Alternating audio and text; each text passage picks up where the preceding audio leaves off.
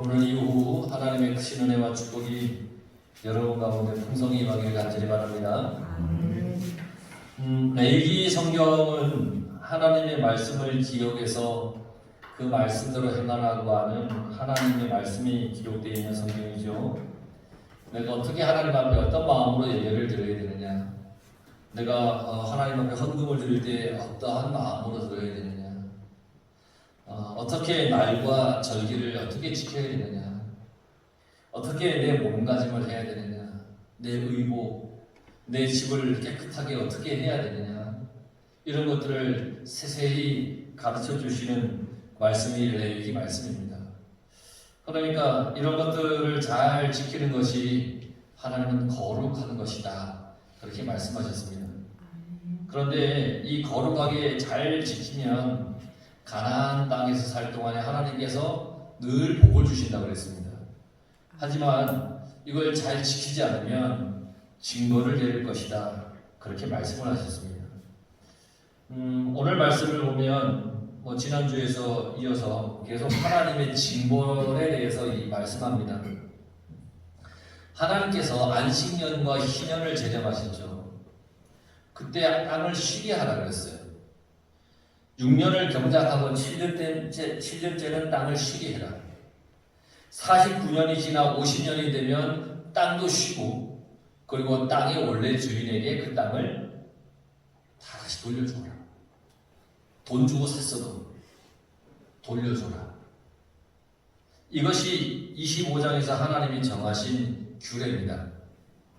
이스라엘이 하나님의 규례를 지키지 않으면, 땅을 쉬게 하지 않으면, 하나님의 말씀을 지키지 않아서 그 땅을 쉬게 하지 않으면 원수들에게 쫓겨서 땅을 쉬게 할 거라는 하나님의 경고입니다.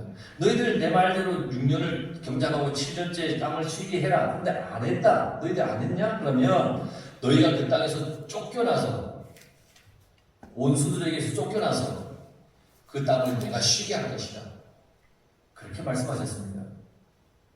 안식년과 희년을 만드신 하나님의 뜻을 따르지 않으면 결국 그게 불순종이잖아요. 하나님이 징벌을 내리시겠다는 거예요. 이스라엘의 땅을 쉬게 하지 않으면 하나님께서 징벌을 내려서라도 그 땅을 쉬게 할 것이다. 너희들을 쫓아내서 쉬게 할 것이다, 그렇게 말씀하셨습니다. 내가 하나님의 말씀을 따르지 않으면 하나님께서 나에게 징벌을 내리게 하셔서 하나님의 뜻을 이룰 거라는 겁니다. 무서운 말씀이잖아요. 내가 하나님 말씀을 따르면 돼요. 그러면 하나님 말씀대로 땅도 쉬게 하고 내가 욕심을 부리지 않으면 돼요. 그런데 하나님의 말씀을 내가 따르지 않으면 하나님이 내게 징벌을 내려서 하나님의 뜻을 이루신다는 거예요. 참 무서운 말씀이잖아요. 그런데 오늘 성경에 보면 여전히 남아있는 사람들이 있어요. 땅을 쉬게 하라는 하나님의 뜻을 어겨서 모두가 다 도망을 갔는데, 말씀을 지키지 않아서 다 도망을 갔는데 여전히 버티고 있는 사람들이 있다는 거예요. 그들을 향하여서 이렇게 말씀하셨어요. 36절에 내가 그들의 마음을 약하게 하리니, 마음을 약하게 한다는 건 쉽게 겁을 먹게 한다는 거예요. 마음이 약한 건 쉽게 겁을 먹게 하겠다. 두려움이 사람을 가득 둘러싸이는 상태, 마음이 약한 거예요. 어느 정도로 두려움과 겁을 내며 사는지 36절에 보면 바람에 불린 잎사귀 소리에도 놀라 도망하기를 칼을 피하여 도망하듯 할 것이요 쫓는 자가 없어도 엎드려질 것이다. 바람에 나뭇잎의 소리가 나는데 그 소리에 몰라서 도망을 갑니다. 그런 경험 혹시 없습니까? 저는 어렸을 때 그런 경험이 있는데요. 밤에 심부름을 갔다가 오는데 옛날에 무슨 가로등이 있겠어요. 시골에서 뒤에서 자꾸 뭐 소리가 나는 거예요. 돌아가는데 아무도 없어. 따라오는 개도 없어. 고양이도 없어. 근데 뒤에서 자꾸 볼 때는 소리가 안 나는데 다시 앞으로 가는데 뒤에서 자꾸 막 소리가 나는 거예요. 딸이 등에서 식은땀이 쫙 나요. 초등학교 3학년 4학년 때 심부름을 갔다 올 때인데, 그러다가 조금 더 가다가 도저히 안 되면 어떻게 됩니까? 걸음하나 살려나고 그냥 뒤도 안 보고 막 뛰어가는 거예요. 나중에 보니까 뭐냐면 나뭇잎 소리예요. 바람에 이는 나뭇잎 소리. 그런데 그 밤에 깜깜한 밤에 보이지 않으니까 그 소리가 너무너무 무서운 거예요. 이 오늘 말씀이 이해가 되는 거예요. 지금 하나님의 말씀을 듣지 않으면 바람에 나뭇잎 소리를 내는데 그 소리가 놀라서 도망가는 거예요. 얼마나 황당하고 얼마나 미치고 발딱 뛰는지 몰라요. 진짜. 마치 칼을 피하여 도망하듯이 도망한다는 거예요. 나뭇잎 소리 때문에. 이 나뭇잎 소리인데 뒤에서 누가 칼로 나를 공격하는 그런 느낌을 받아서 도망한다는 거예요. 바람에 나는 나뭇잎 그 소리조차 두려워하는 마음이라면 그 마음이 어떤지 아시겠죠? 쫓는 자가 없는데 엎드러져요. 마음이 약하니까 엎드러지고 쓰러지는 거예요. 17절 말씀에도 똑같은 징벌이 있죠. 너희를 쫓는 자가 없어도 도망하리라. 37절 38절을 보세요. 그들은 쫓는 자가 없어도 칼 앞에 있음같이 서로 짓밟혀 넘어지리니 너희가 원수들을 맞설 힘이 없을 것이요 너희가 여러 민족 중에서 망하리니 너희의 원수들의 땅이 너희를 삼킬 것이라. 그 소리 하나에 놀라 혼비백산하는 거예요. 혼비백산. 예전에 이탈리아에서 있었던 일이에요. 유럽 클럽 축구 대회들이 있었어요. 결승전이에요. 아주 유럽은 이 축구에 아주 미친 사람들이잖아요. 그래서 스페인의 레알 마드리드라고 하는 팀하고 이탈리아의 유벤투스 팀이 이제 결승을 붙었어요. 두 나라에서 아주 최고의 클럽의 팀인데 그날 경기에 들어가지 못한 이 클럽의 서포터들, 응원단들이 표를 구하지 못해서 못 들어간 사람들이 광장에 모여서 이제 거리에서 응원을 하고 있습니다. 그런데 갑자기 수천 명의 사람들이 순식간에 갑자기 혼비백산 막 도망치기 시작하는 겁니다. 넘어져서 다친 사람도 있고요. 걸어만 살려면 막 여기저기 흩어져서 도망가는 겁니다. 뒤로 돌아보지 않고 사람들이 막 흩어져서 도망가는 겁니다. 축구 응원을 왔다가. 왜 그랬는지 그 이유를 나중에 파악을 했더니 그 당시에 유럽에 어떤 위협이 있었냐면 폭탄 테러가 굉장히 위협을 이렇게 가하고 있었던 때예요. 그러니까 마치 이 경기 도중에 막 거리 응원을 하고 있는데 여기저기서 갑자기 폭죽을 팍 터뜨리는 거예요. 그러니까 그 순간 거의 모든 사람들은 그게 폭탄인 줄 알고 막 혼비백산 도망치기 시작했다는 거예요. 폭탄이 터진 게 아니에요. 폭죽이 터진 거예요. 하지만 사람들은 두려워서 폭탄이 터진 것도 아닌데 다 도망갔어요. 마음이 약해졌어요. 바람에 부딪히는 나무 소리에 다들 도망갔어요. 이스라엘이 하나님으로부터 겪게 될 징벌이 이보다 더 무서운 거예요. 이탈리아에서는 폭탄 소리가 비슷한 폭죽 소리니까 그럴 수 있다고 치지만 이스라엘은 전혀 칼의 소리와 상관없는 나뭇잎의 소리에 놀라서 도망간다는 거예요. 우리가 사는 동안에 아무것도 아닌 일로 인해서 내 마음이 내려앉는다면 얼마나 힘들겠어요. 이 아무것도 아닌 일 때문에 내 마음이 내려앉는다면 나를 괴롭히려는 사람도 없고 나를 해하려고 하는 사람도 없는데 두려워서 한다면 얼마나 그 인생이 괴롭겠단 말이에요. 아마 정신병에 들고 말 거예요. 정말 이 이스라엘을 향한 하나님의 징벌이 이스라엘이 겪게 될 이 징벌의 이 결과는 너무너무 그들에게 있어서는 굉장히 큰 아픔이고 괴로움이라는 거죠. 또 39절에 보면 남은 자에 대한 이야기가 또 하나 나옵니다. 너희 남은 자가 너희의 원수들의 땅에서 자기의 죄로 말미암아 쇠잔하며 그 조상의 죄로 말미암아 그 조상같이 쇠잔하리라. 여전히 하나님의 계명과 규례를 지키지 않는 사람들은 불순종의 죄로 괴로울 거라는 거죠. 그들의 조상의 죄는 뭐냐면 광야에서 하나님의 말씀을 불순종한 이스라엘을 얘기해요. 그 불순종한 그들이 불뱀에 물려서 죽었어요. 광야에서. 그렇게 조상들이 고통으로 징벌을 받은 것과 같이 징벌을 받게 될 거라는 거죠. 우리는 하나님을 섬기고 하나님의 말씀에 순종하며 살아야 됩니다.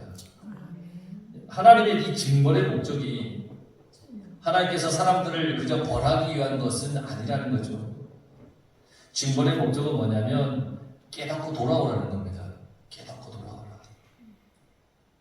그 목적을 하나님께서 다시 확인시켜 주시는 거예요. 깨닫고 돌아오라.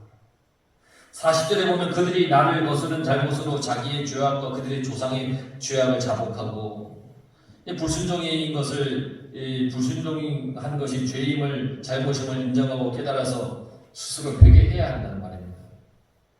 깨달아야 된다는 겁니다.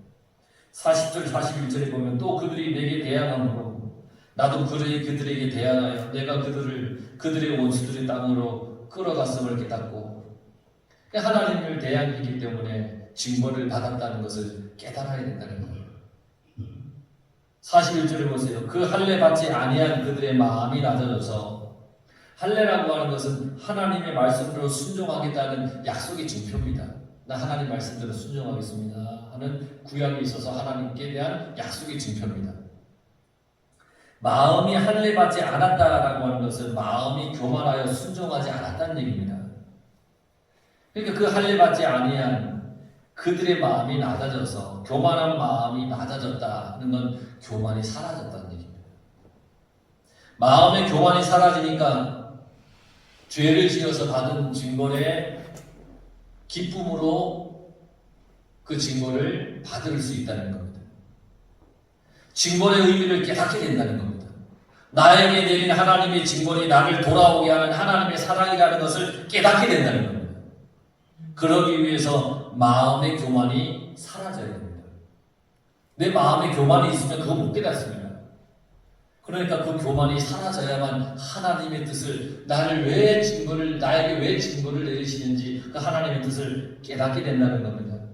하나님 앞에서 겸손해야 하나님의 뜻을 깨달을 수 있는 겁니다. 이렇게 하나님의 뜻을 깨닫게 되면 하나님께서 그 다음에 기억하리라 라고 말씀하셨습니다. 기억하리라. 야곱과 맺은 언약, 이삭과 맺은 언약, 그걸 기억하게 되는 겁니다. 아브라함과 맺은 언약을 기억하겠다는 겁니다. 그 땅을 기억하겠다는 겁니다. 그 땅, 가나안 땅. 지금까지 계속 그 땅을 원수의 땅이라고 말했습니다. 원수의 땅. 가나안 땅인데 원수의 땅이라고 말했습니다. 그런데 돌이켜 깨달으면 그 땅은 약속의 땅이 되는 겁니다. 같은 땅인데 내가 어떤 태도를 취하느냐에 따라서 원수의 땅이 될 수도 있고 이게 약속의 땅이 될 수도 있습니다. 우리가 살아가는 이 인생이 괴로운 인생이 될 수도 있지만 하나님 주시는 축복의 인생이 될 수도 있습니다. 가나안은 축복의 땅, 약속의 땅이지만 내가 불순종하면 그 땅은 원수의 땅이 되는 겁니다. 그 땅이 더 이상 나에게 하나님의 복을 받게 하지 않게 합니다. 순종하면 그 땅은 좋은 소산물을 내서 나에게 복된 땅이 되는 겁니다. 여기서도 순종하느냐 불순종하느냐에 따라서 그 모든 결과는 달라지는 겁니다. 내가 사는 이 세상도 마찬가지입니다. 하나님의 말씀에 순종하여 살면 이 세상은 하나님의 복이 임하는, 나에게 복이 임하는 곳이 되는 것이고, 불순종하면 이 세상은 화와 저주가 임하는 곳이 될 수도 있다는 겁니다. 여러분, 내가 누리는 가장 큰 복이 뭡니까? 내가 누리는 가장 큰 복은 하나님의 말씀에 순종하며 그 뜻에 순종하며 살아가는 것이 가장 큰 복입니다. 하나님의 말씀과 뜻은 내가 십자가의 주님을 믿고 사는 겁니다. 하나님은 내가 십자가의 주님을 믿기를 원하십니다. 그게 하나님의 뜻입니다. 예수님께서 십자가에서 나의 죄를 배신하여 죽으셨다는 것을 내가 믿는 것, 그게 하나님께서 나를 향한 뜻입니다. 그러길 원하십니다. 이것이 말씀의 뜻에 순종하며 사는 삶입니다. 여러분, 십자가의 주님을 믿으시지요? 그걸 믿는다면 여러분들은 하나님의 말씀에 지금 순종하며 살아가는 겁니다. 그 말씀을 믿으며 살아가는 사람들입니다. 나를 지금까지 이끌어 오신 분이 하나님이심을 믿는 것, 이게 가장 큰 복입니다. 나의 힘과 나의 능력으로 지금까지 살아온 것이 아닙니다. 나를 도우시는 하나님의 그 도움으로 인해서 지금까지 내가 살아온 겁니다. 그러므로 앞으로도 하나님을 의지하며 살아야 됩니다. 하나님께서는 이스라엘이 이러한 진리를 잊지 않기를 원하십니다. 광야에서 그들을 이끌어 오신 그 하나님을 잊지 않기를 원하십니다. 애굽에서 그들을 건져내신 그 하나님을 잊지 않기를 원하십니다. 아브라함으로부터 약속한 그 약속이 이루어질 것을 믿고 하나님을 따르기를 원하십니다. 우리는 겸손히 회개하고 하나님의 증거도 감사하며 살아야 됩니다.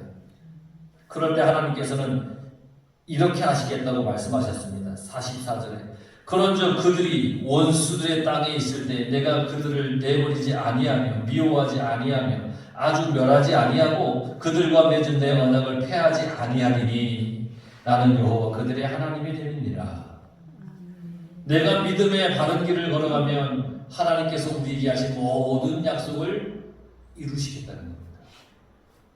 순종하면 하나님께서 나를 구원의 길로 가게 해주시겠다는 겁니다. 하나님의 약속이 나에게 이루어지는 길은 내가 믿음으로 하나님의 말씀을 순종하는 것밖에 없습니다. 그럴 때 하나님께서는 나를 기억하시고 나와의 그 모든 약속을 기억하셔서 이루어 주시는 겁니다. 하나님께서는 나에게 하신 약속이 이루어지기를 원하고 계십니다. 이 한 주간 나를 구원하신 하나님을 믿고 하나님의 말씀에 순종하며 살길 바랍니다. 하나님께서 나를 기억하시도록 순종의 삶을 살아가시길 바랍니다. 지키라고 하시는 모든 것을 애쓰며 지켜나가시길 간절히 바랍니다.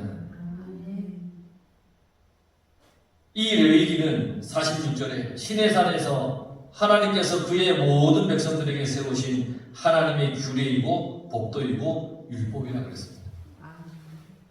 우리는 이것을 지키려고 최선을 다해야 됩니다.